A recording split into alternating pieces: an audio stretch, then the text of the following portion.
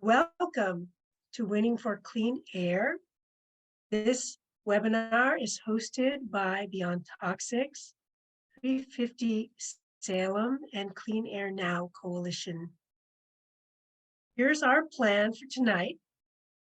I'm going to discuss how we're going to proceed, and we're already started the recording. We have 3 speakers we'll soon introduce, and we'll answer questions after all the presentations.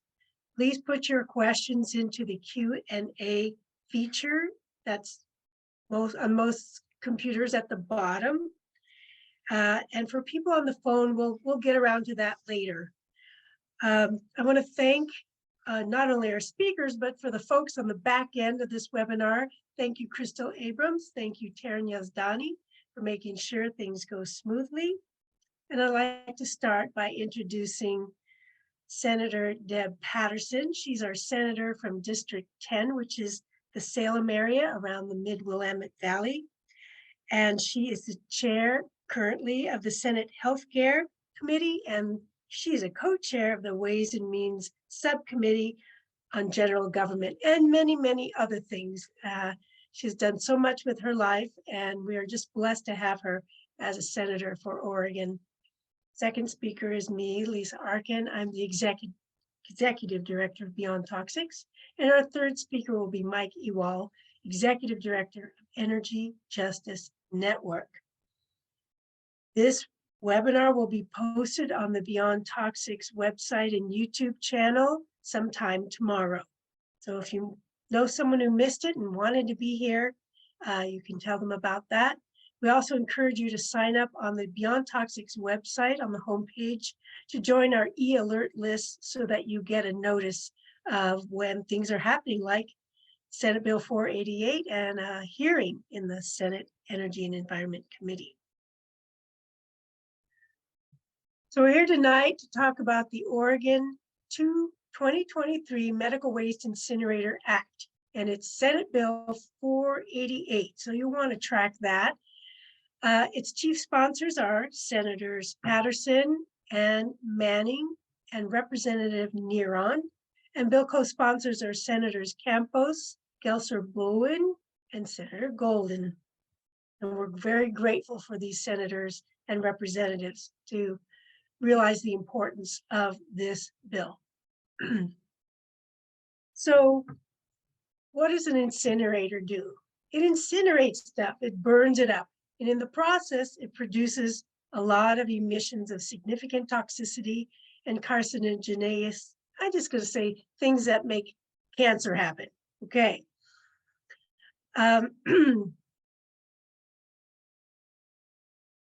Medical waste is a subset. Wait, I'm going to just start that again. Just syncing up here.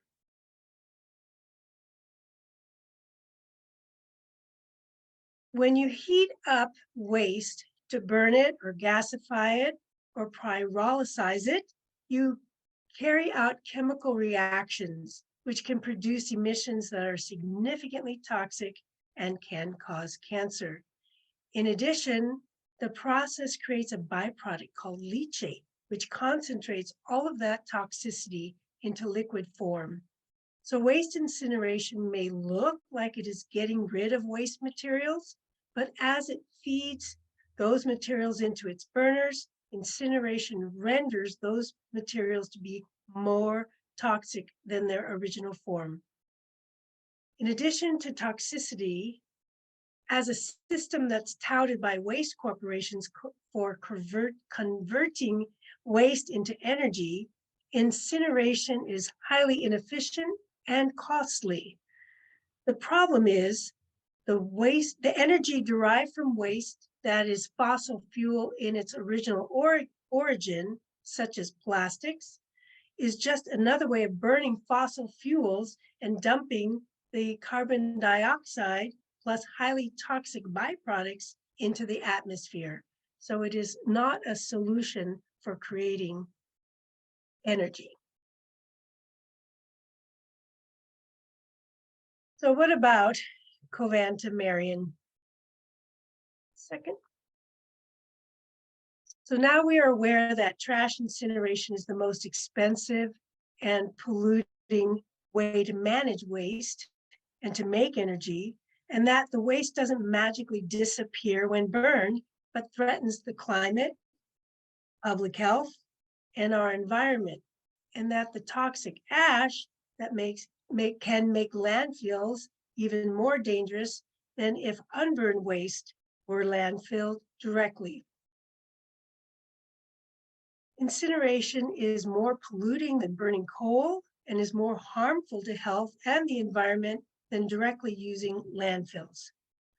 Covanta is located right here in Marion County in the Mid-Willamette Valley, sort of situated northeast of Salem, between Salem and Woodburn. The facility is 36 years old and is long past its useful lifespan, since its control equipment is pretty aged out. Not only does it burn trash from Marion County, but it also imports trash, medical waste, and industrial waste to burn a total of approximately 176,000 tons of trash. And of that trash, it imports and burns 11,000 to 14,000 tons of medical waste. It also imports industrial waste, and it was acquired by a corporation called EQT Infrastructure, a global investment conglomerate that is owned by a company in Europe. It imports a majority of its medical waste from other states and other countries, although its reports don't specify the exact amount of medical waste that are from Marion County and from the rest of Oregon. We hear that in-state waste is probably about 10% of all the medical waste burned. So approximately 90% could be imported from out of state. And at this moment, I want to take a stop for a moment and hand it over to Senator Deb Patterson after that quick introduction to what is Covanta Marion, and give her a chance to speak about her work on this bill. Thank you so much, Lisa, and thank you to everyone who's here this evening. I'm also looking very much forward to hearing from Mike Ewall as well this evening, so I appreciate this opportunity.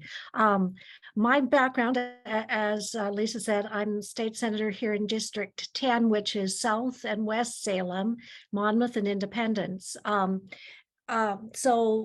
one and only incinerator in Oregon is not in my district, but the air that we breathe and the water that we drink, it comes to us all, and it cycles back around. And the things the heavy metals and things that are in the ground last for a very long time indeed. Our food sources come from places where the emissions are landing on. There are cows grazing as you drive by our one and only incinerator in Oregon. There are cows grazing below the smokestack. There is a food processing plant, NORPAC, that is right next to it as well, right across the road.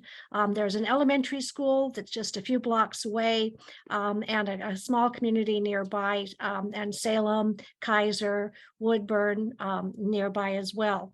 My background, as Lisa's mentioned, I'm currently chair of the Senate Healthcare Committee, and I really care deeply about access to affordable, accessible health care, and helping people live healthy lives and with good quality of life, and taking care of the environment is a very important part of good health.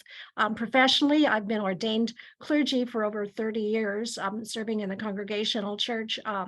Anecdotally, I spent the last 8 years driving past our one and only incinerator here in Oregon on the way to the Mid-Valley Church that I served. And so I thought about this a great deal. I hold a Master of Health Administration from Washington University School of Medicine, was founding vice president of a children's health philanthropy, where we tried to help kids start out healthy lives, taking on issues such as lead in the paint that affects children's brain development, taking on tobacco use. And so this just continues my work in trying to get upstream in preventing health problems. For a decade, I ran an international health organization, partnering with about 15,000 registered nurses in 23 countries on 5 continents, helping people access care and navigate the health system. But the best thing obviously is to avoid getting cancer in the first place, if possible. Now, obviously, there are many different forms of cancers, and we certainly cannot prevent all cancers. And I'm not blaming a single person who has cancer or whoever gets it. My dad died of mesothelioma, which was workplace acquired exposure exposure to asbestos. And so I know firsthand from watching him suffer how important it is to try to prevent those carcinogens that can affect our lives if possible. So that's why I am feeling so very passionate about this. We know that the toxins that get into our environment last for a very long time. Those of you who are in the Salem area probably have read a series of articles by Tracy Lowe, a reporter at the Statesman Journal, who talked about studies and done by Physicians for Social Responsibility and others. I know Beyond Toxics is working hard and has for a number of years on these issues, and as others as well. And so that's why at this point in time, it seems like the time is right now with our one and only incinerator in Oregon being owned by as an investment by a financial firm in Europe. It's time for us to stand up and ask the questions.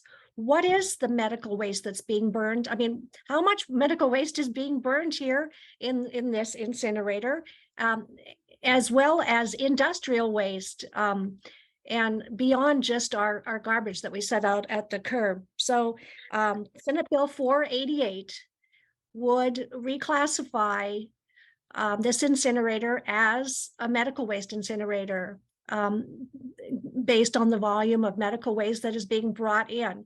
Currently, it is my understanding that they do meet the municipal waste standards by staying under 10% of the total volume of the trash, of the things that are being disposed. I won't call it trash, the things that are being disposed in that incinerator, by having 90% other waste, but that other waste could include a great deal of industrial waste as well.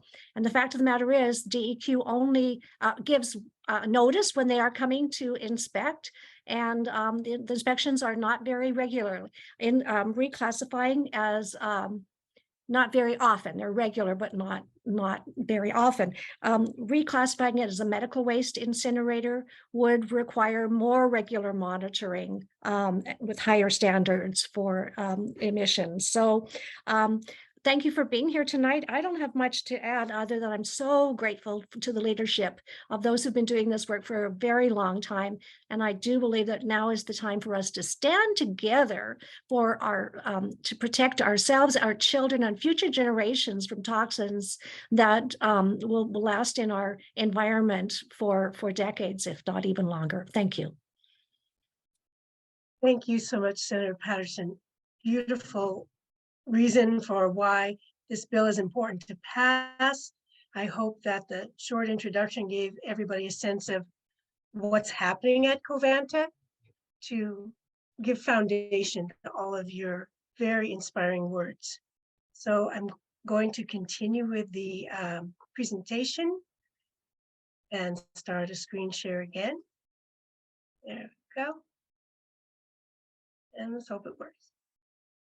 Yeah, there it is. So continuing on with what's going on at Covanta that prompted Senator Patterson to bring forward this bill.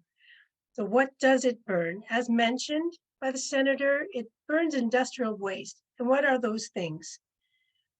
Ink cartridges, fishing nets, plastics, paint, a lot of things that have toxics already inherent in them, which when incinerated creates additional toxicity. Medical hospital waste, that could be composed of vinyl tubing and bags, syringes, human tissue, and the like.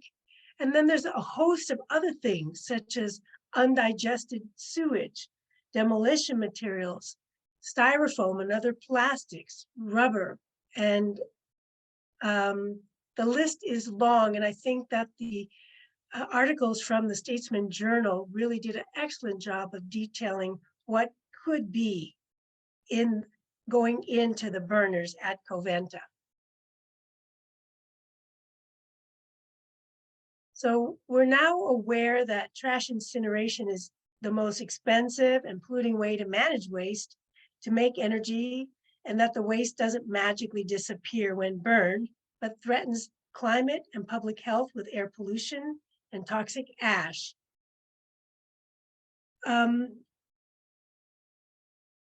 One second. So let's talk about what is medical waste. According to the US EPA, medical waste is a subset of waste generated at healthcare facilities, such as hospitals, physicians' offices, dental practices, blood banks, veterinary hospitals and clinics, as well as medical research facilities and laboratories. Generally, medical waste is referred to as a regulated waste stream by the US EPA. Covanta Marion accepts medical waste from Marion County and other parts of Oregon, but in addition, it burdens thousands of tons of imported medical waste while taking advantage of Oregon's weaker municipal trash incinerator limits. So while all waste incineration is polluting, medical waste incineration is highly toxic, which is why it is a regulated waste stream. It pollutes soils, rivers, and the air with heavy metals, toxic chemicals, which can all harm human health and wildlife. Environmental protections, particularly reducing high mercury levels in the Willamette River, will benefit from stronger waste incineration air regulations. And rural communities in the mid-Willamette Valley who are being exposed to heavy metals and dozens of hazardous air toxics will benefit from the passage of this bill. So what's the problem and why is it necessary?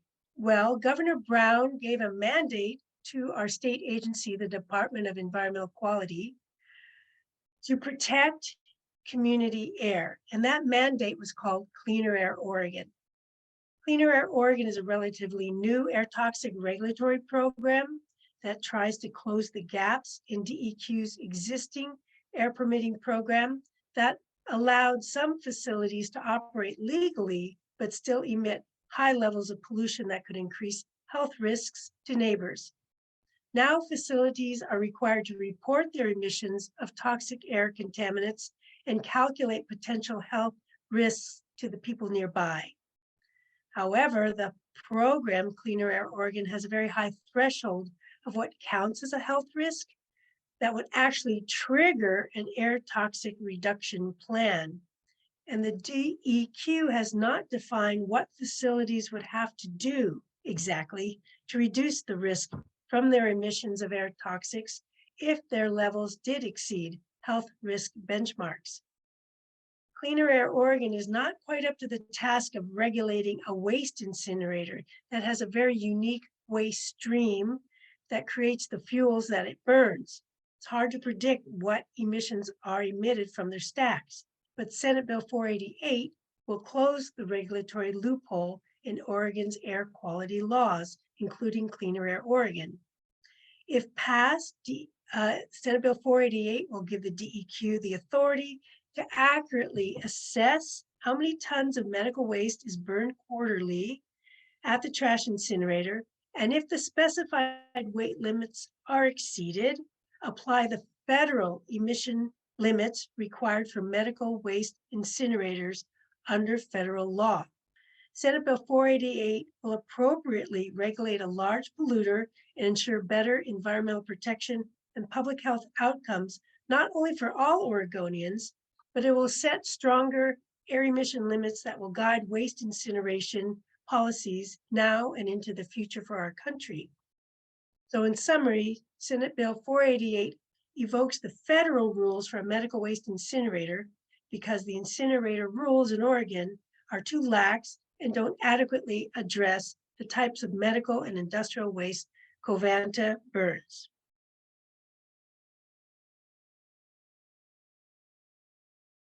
So in the past 3 years, Covanta has reported the following tonnage for medical waste that it burns. And you can see it's increased there from 2019 to 2020 by over 25%. And this information is from review reports that the facility provides to the DEQ. This next slide is really a lot of words and kind of complicated, but I wanted to take you through the thought process of why we need Senate Bill 488 and how it addresses burning medical waste. So medical waste, as we've talked about, has a lot more plastics, polyvinyl chloride than most other kinds of trash, creates more heavy metals and dioxin emissions. So under the DEQ permitting, as Senator Patterson mentioned, Covanta can burn up to 10% of all its waste as medical waste. But there's a caveat there, unless testing shows that Covanta can burn at a higher percent of total waste if they stay below the DEQ emission limits. However, another caveat, the DEQ emission limits are many times higher or more lax than the EPA limits for burning medical waste for most pollutants. So when Covanta burns medical waste, Oregonians are exposed to more hazardous air pollutants than would be if it was regulated under federal rules. So a little more context there about the 10% medical waste limit. Their permit at Covanta actually allows them to burn up to 70% non-municipal waste. So up to 70% non-municipal waste, even though they're regulated as a municipal waste incinerator. And quoting from their 2019 review report, it says, each combustor is limited to burning no more than 10% medical waste unless testing of the combustor is completed while the combustor is burning more than 10% medical waste. Then the combustor is limited to burning no more than the test rate, whichever is greater, as long as no emission limit was exceeded. So it's very convoluted. It could go higher than 10% is what I'm trying to say if it stays under the very lax limits. Sorry for all that convoluted explanation, but I think it's important to understand how the permitting system works. So what kind of toxics are released during all this burning? So I just listed there what are the upper limits of particulate matter, which is a respiratory irritant and does affect the air quality in general. Particulate matter are small particles in the air like soot and dust. And we're used to now caring a lot about small particulate matter because of all the wildfires that have inundated the Willamette Valley with smoke. But in addition, this kind of pollution is coming from industrial sources: carbon monoxide, nitrogen oxide, sulfur dioxide, and greenhouse gases at over 214,000 tons per year. It also emits hazardous air pollutants listed there, heavy metals, dioxins and furans, for which there is no safe level, hydrogen chloride, for a total of 14.3 tons per year. In addition, acid gases, which are corrosive, at 42 tons per year. And there's diving down a little deeper, some of the heavy metals that are emitted.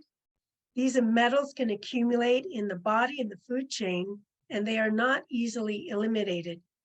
In the body, a human body, the metals can bind with protein sites that are not made for heavy metals, and it can cause malfunction of cells and ultimate toxicity. The total amount of mercury emissions into the environment has been assessed at 2,200 metric tons annually for our country, not for Oregon, but for our country.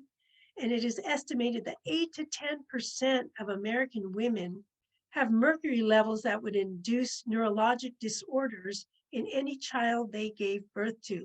So that is another reason it is so important to better regulate sources of heavy metals that are put out into the environment. And that was according to the Environmental Protection Agency and the National Academy of Science, as in a publication from 2005. The dioxin can cause cancer, lymphoma, sarcoma, leukemia, prostate cancer, myeloma, and reproductive system malfunction. And those volatile organic compounds, or VOCs, can cause eye and respiratory tract irritation, headaches and dizziness, visual disorders, memory impairment, nausea, fatigue, and dizziness. Now, this is a kind of a crazy chart, and I'm going to kind of scroll away from it really quickly, but also I'm going to rely on Mike Ewall in his presentation to show you another way of visualizing how Covanta, as currently permitted by the DEQ, exceeds the federal large new medical waste incinerator limits. So let's just take the heavy metals. If you look at cadmium, for example, under the DEQ rules for Covanta, they are emitting 10.7 times over the federal new medical waste incinerator limits for large medical waste incinerators. That's a lot. Under lead, they're at 7.5 times over the federal limit. And for mercury, which we just talked about, they're 2.6 times over the federal waste incinerator standards. For these kind of pollutants, you can read the chart yourself, and you can see how if they were regulated as a large new medical waste incinerator, the emission limits would be much lower and much more protective of environmental and human health. You'll get more from this from Mike later, but it's pretty impressive to see how far over they go. Covanta also burns leachate, which is a liquid residue that results from water seeping through ash piles or garbage in landfills. Leachate is a liquid that is formed when waste breaks down in the landfill or in ash that can come from Covanta, and water filters through that waste, which liberates more contaminants and then lets them leach into our groundwater. Leachate contains heavy metals and other toxic pollutants from incineration and decomposition. It contains copper and chloride salts, which can act as a catalyst for the formation of dioxin and furans when heated up. So why burn it? It's a way of getting rid of another toxic waste product. The DEQ required Covanta to inject leachate into their burners during their stack testing because burning leachate represents what's called the worst case scenario for toxic emissions. So Covanta injects the leachate into their burn cycle, and adding leachate, as I mentioned, can increase dioxin and metal concentrations in the combusted waste that could contribute to higher emissions of the same. So leachate is kind of a toxic soup. And it contained PFAS, those chemicals that we know as forever chemicals, because they never fully break down in our blood or the environment. And PFAS has been widely used in non-stick cookware, food wrappers, water-repellent clothing, stain-resistant fabrics and carpets, and other household items, all which gets thrown into trash, which is then incinerated at Covanta. So we see kind of a cyclical problem here. And what about climate pollution? We've been talking a lot about toxic pollution. According to the DEQ permit report from 2019, they burned 162,437 metric tons of greenhouse gases, which is the equivalent of driving over 35,000 passenger cars for just 1 year. And knowing that they also have burned about 176,000 tons of waste and put out 162,000 tons of greenhouse gases, it's almost a 1-for-1 equivalent. You burn a ton of garbage, you create a ton of greenhouse gases. And these gases are immediately released into the environment. unlike greenhouse gases from, for example, landfills. And we can talk about how methane gas can be captured in other situations. So it's very much a climate polluter. And I just want to talk a little bit about the environmental justice aspects of waste incineration. This is a photograph from the past of a protest, one of the first environmental justice protests about placing dumps and incinerators near communities of color. So this has always been an environmental justice issue because of the traditional placement of these facilities. And Senate Bill 488 will address environmental justice by closing loopholes in the law that would result in reduced emissions from waste incineration and provide a much needed update to Oregon's clean air laws. So the US EPA creates maps and demographic indicators of how a community, our community in this case, compares to other communities based on income level, population of people of color, and environmental stressors. And Beyond Toxics use the EPA EJ Screen database to make this graphic. But from the EPA data, we can see that communities within a 5-mile radius of Covanta have a profile that fits an environmental justice community. Compared to the rest of Oregon, this area is ranked higher for people of color living there, people who are linguistically isolated, have a lower education achievement, and are mostly comprised of younger children under the age of 5 and elders. So in column 1, the demographic index, this is an index that combines the percent of low income folks with the percent of people of color, the two socioeconomic factors that were explicitly named in President Clinton's Executive Order 12898 on environmental justice. So for each census block group, these two numbers are simply averaged together to form the percentile there. And as you can see, compared to our state average, this area is in the, our state average is about 28% overall throughout the state with census blocks, but in the area of 5 miles radius around Covanta, that area is 72nd percentile in the state. And so that means that 72, it has a demographic index that is 72% higher than other communities in Oregon. In column 2, the people of color population, the area around Covanta is at the 79th percentile in Oregon. And that means there are more people of color in the communities near Covanta than in 79% of other populated areas in Oregon. We can also look at the EPA data for environmental stressors combined with socioeconomic data. So an EJ index combines the demographic data we talked about before with a single environmental factor or a stressor.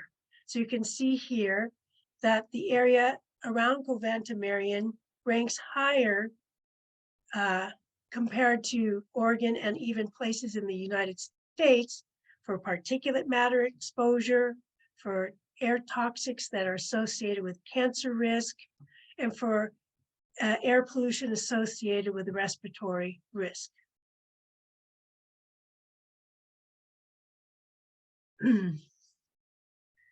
A group of corporate companies have launched the Waste to Energy Association, or the WTA, in an effort to organize messaging related to the incineration facilities that use mass burn combustion system and related technologies.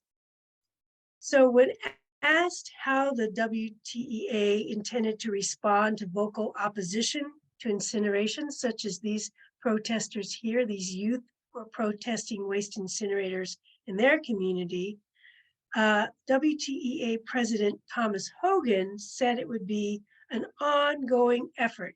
And I quote from him, one second. Quote, "The only thing that's going to change is shoe leather." Shoe leather. There's no easy way, he said, citing the value of facility tours and related awareness efforts. There's no easy way, quote, the industry is going to have to make a very concerted, steady drumbeat effort to sway public opinion. It just requires a lot of effort. So in review, from a health perspective, from an environmental perspective, and despite the adoption of pollution abatement measures, the release of pollutants to air, soil, and water is an unavoidable consequence of waste incineration. Among others, dioxin, heavy metals, and particulate matter cause well-known respiratory diseases, cancer, immune system damage, reproductive and developmental problems. So what should we do instead? Well, we can close the regulatory loophole here in Oregon's air quality laws. We can give the DEQ the authority through Senate Bill 488 to regulate beyond Cleaner Air Oregon and meet those federal standards. We can apply those stricter standards here and be a model for other communities. And we can have, by this method, achieve environmental protection and public health outcomes that are much better for all Oregonians. I'd like to turn it over to Mike Ewall now to continue with this education, and thank you very much. See, there's questions coming in the chats and in the Q&A, so that's great. Yeah, thank you, Lisa. Let me just get my screen share going. Okay, you see that? So, just introduce myself a bit. My name is Mike Ewall. I'm the founder and executive director of Energy Justice Network. We're a national group based in Philadelphia and working with groups all across the country to fight off dirty energy and waste facilities and transition to clean energy and zero waste. Some of the groups, like this is Beyond Toxics Group and the Clean Air Now Coalition, are among our member groups, and we've been working closely to win the closure of the Covanta Marion trash incinerator. Mike, could you speak a little louder, please? Yeah. Okay, sorry, I'll Thanks. speak right into my microphone then. Is this better? A little bit. Okay, I'll talk loudly too. So this is just where you can find more information on our website, energyjustice.net/incineration. A lot of good resources there. And one of the things you'll find on our website as well is a map of where incinerators and other undesirable energy and waste facilities are located. And you'll see a bit of a trend here. Most of them are in the Mid-Atlantic and Northeast, in Florida and Minnesota, but you've got a handful on the western side of the country, and the one in Oregon is the one we're talking about now, Covanta Marion. Now, incinerators are all pretty much getting old in this country, with some rare exceptions of ones that are relatively new. Only a couple of those. The average lifespan of, actually this slide is a little bit old because three old incinerators closed just last year. So it's actually 48 now that have closed since the year 2000. And the average age when they closed is 24 years old.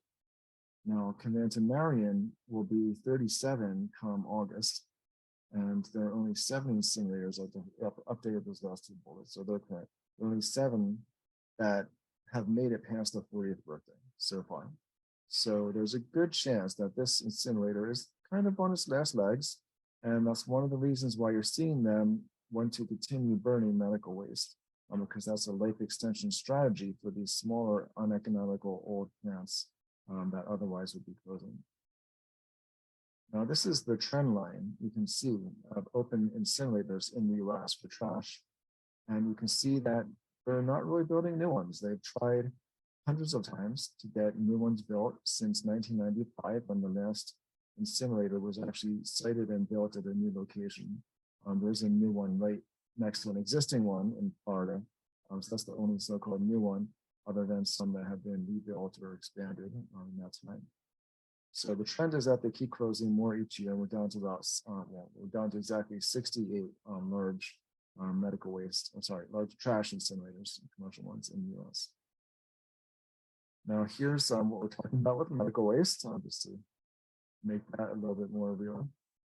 And the number of medical waste incinerators have been crashing far, far more extremely than even trash incinerators. These are data points from the US EPA, where you can see that in 1988, there used to be 6,200 medical waste incinerators in the US.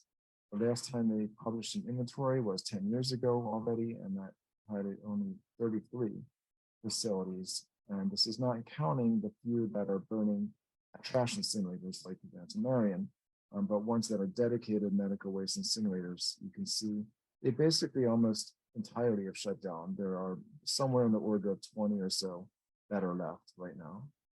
And this, obviously, medicine did not stop in the process. So this notion that we need medical waste incinerators if we have medical waste, well, not really. The industry has moved on. Oh, that's right. Next slide. I'll put that a little bit.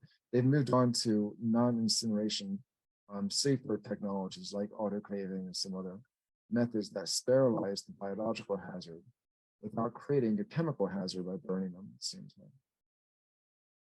Jump back a minute, you can see that the Covanta Marion is actually the 4th largest medical waste incinerator in the country. It'll be 5th if they get away with burning medical waste at the proposal at a small incinerator in Bristol, Connecticut, where people are rising up and fighting that right now. But should that not happen, then it'll still be the 4th largest. Now, there are multiple types of medical waste. The main kind is just considered regulated medical waste, or they may call it infectious medical waste. This is the red bag stuff that you see at hospitals, the doctor's offices.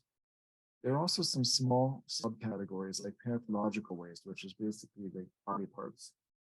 There's also pharmaceutical waste, which, if you want to know what that is, expired pills and such. There's also chemotherapeutic waste, which can be hazardous. And so that's like chemotherapy drugs.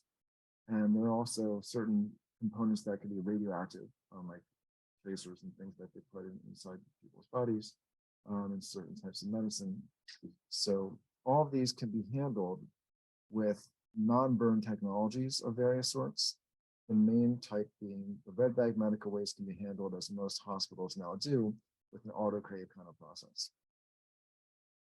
Now, Covanta has claimed, and they've done this in Connecticut, where they've been trying to burn medical waste at the Bristol trash incinerator that they have.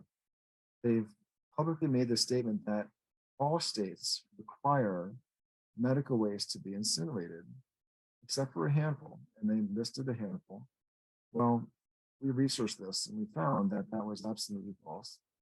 That not a single state requires all medical waste to be incinerated, and only a handful require tiny subsets to be incinerated. Usually it's pathological waste or chemotherapeutic waste. Oregon is one of that handful of states that says, well, the body parts, the pathological waste, they have to be incinerated.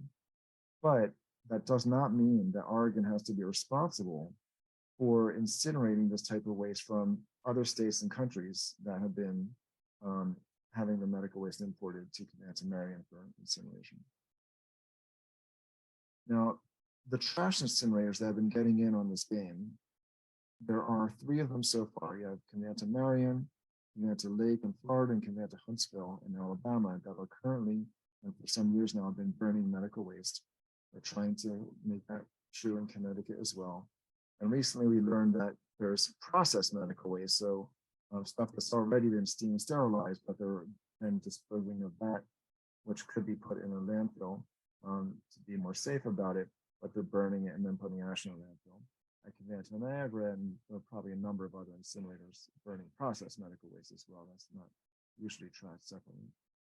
And why are they doing this? Well, we know that part of Covanta's business model is to increase the amount of waste they burn that fetches a much higher price. At Covanta Marion, we're talking a little under $90 a ton for accepting normal trash, but more than 5 times that, $550 a ton for the out-of-state medical waste that they're burning. So very recently, just about a week or 2 ago, there was an article there, not the date you see in here, but another article that referenced this, where Covanta's CEO, the new CEO, was interviewed. And one of the things that he bragged about in that article, which is this quote here about Biologic, he says that they were moving in this direction of burning more corporate waste. Like instead of just contracting with local governments to take municipal waste, they're increasingly seeking out industrial waste of various sorts, including medical waste, because it fetches a higher price. They didn't spell that out, but it was obvious in the context of that being a business move of theirs. So they bought a company that they were talking about, and this happened back in August, called Biologic, that they emphasized is in the western part of the country. And this is how Covanta is growing their market by recruiting and not just having companies as customers, but outright buying companies like Biologic that accept medical waste and other types of waste that can end up then being brought to Covanta Marion for incineration. So this is the different version of the chart Lisa was presenting. Let me make this very chart look simple for a minute. If you look at the blue bars here, that is what the average emissions are of Covanta Marion in a 5-year recent span. The yellow bars are where the emissions limits are for those chemicals in their current permit that they have from Arkin DEQ.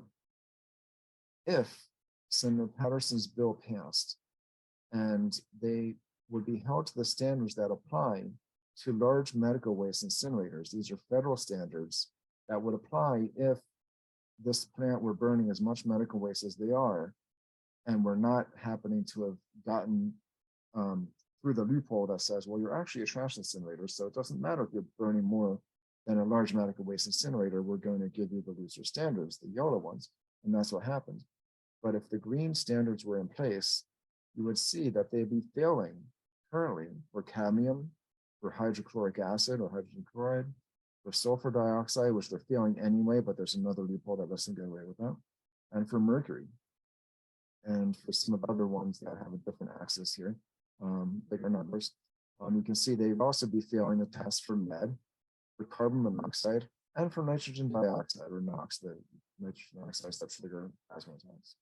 So this is more than a handful of pollutants for which they would be illegal to operate, burning as much medical waste as they do, if they were held to the standards of the medical waste incinerator that are federal standards. But only because of a federal loophole that they're exploiting, that the state has not yet closed, are they getting away with doing this. Now, on top of that, we know that even if they weren't burning medical waste at all, there's nothing clean about trash incineration. We've seen and we've crunched national data from EPA. This is the latest national level data that we were able to get our hands on. It's 2018. And you can see that if you had a trash incinerator burning enough to produce the same amount as a same-sized coal plant, so if you just equalize them to say pollution per amount of energy produced, which is how you can do an honest comparison between facilities. Coal plants are usually much larger. But if you had a same-sized plant, you'd see that the dioxins and furans being pumped out are about 28 times higher than at a coal plant per unit of energy.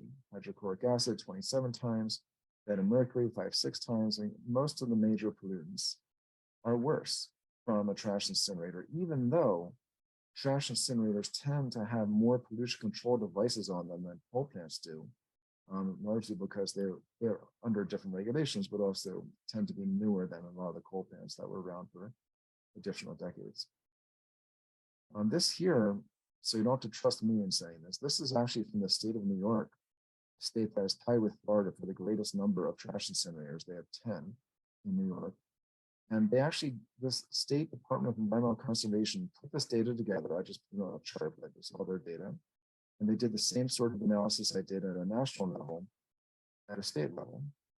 And they looked at the eight coal power plants that they had in New York at the time, all of which have since closed, versus the 10 trash incinerators that they still have open. And they found that except for the one pollutant, sulfur dioxide, where coal power plants tend to be worse, the rest of them, trash incinerators, were more polluting than coal power plants. And we all know that coal is basically the dirtiest thing out there, but trash incineration actually beats it in terms of how dirty it is. And this is not just analysis that we've done, but the state environmental agencies pointing this out. So when we took a look at how does trash incineration compare to landfills, because that's the real issue, right? No one's building these to compete with power plants. They like to frame themselves as energy facilities, but primarily they're waste disposal facilities. So we did a life cycle analysis for Montgomery County, Maryland, where they have the Covanta trash incinerators, actually county owned in that case, but it's run by Covanta, same company. And the county is actually seeking to get it closed as soon as they can, largely because it's the biggest air polluter they have in the county, which is true in a lot of places.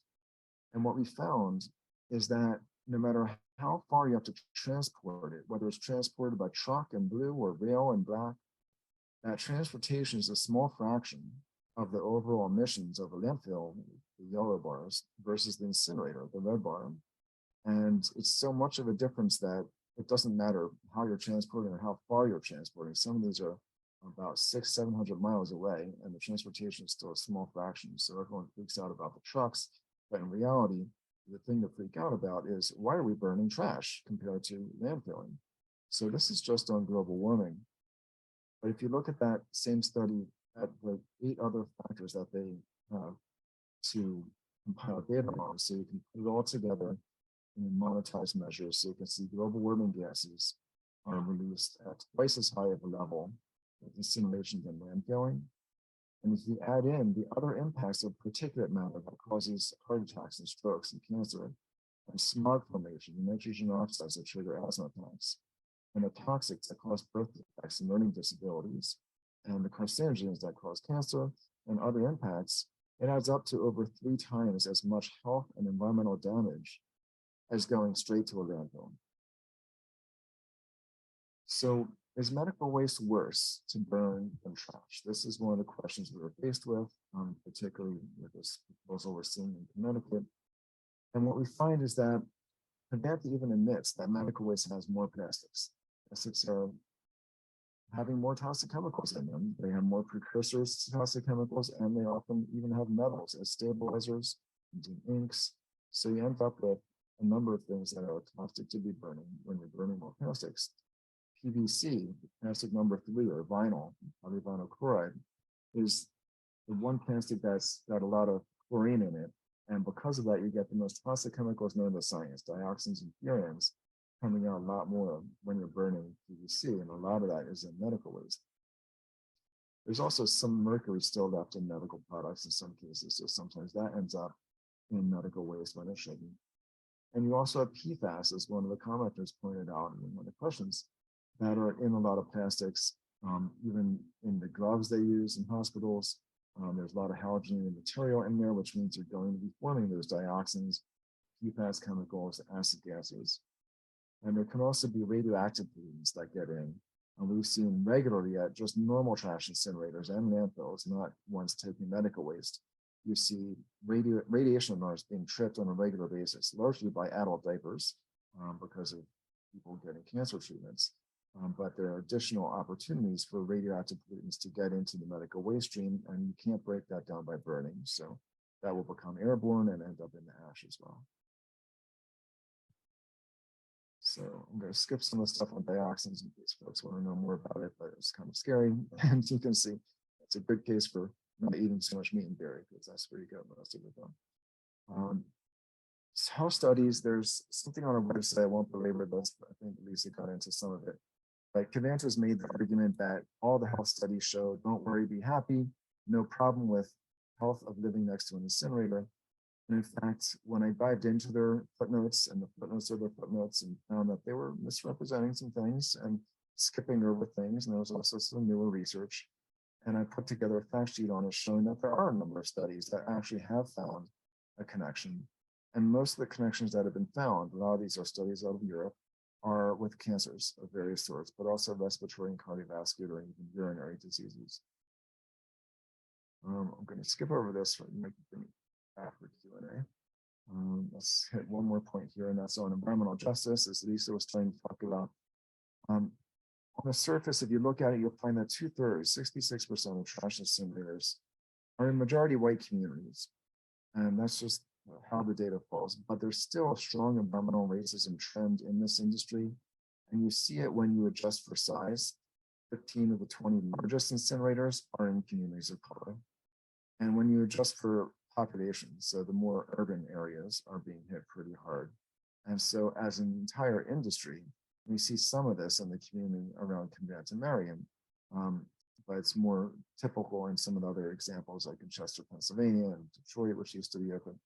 You see those communities are pretty hard hit with the biggest and worst of them. So there is an environmental racism trend in this industry and in many others. So it's not an exception. So I'll leave it there and let's get to the Q&A.